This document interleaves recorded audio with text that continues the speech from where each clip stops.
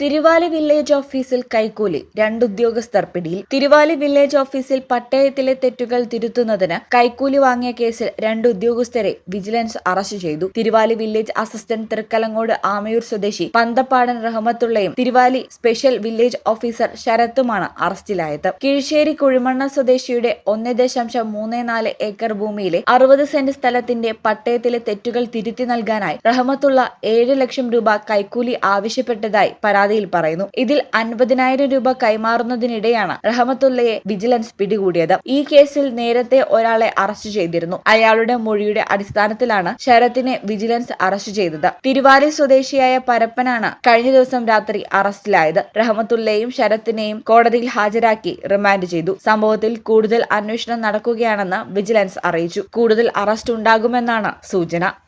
ഈ ചാനൽ തിരുവാലി. ഞങ്ങളെ പറ്റി നിങ്ങൾക്കല്ലേ കൂടുതൽ അറിയുന്നത്? പരിശുദ്ധിയുടെ സുവർണ പാരമ്പര്യം.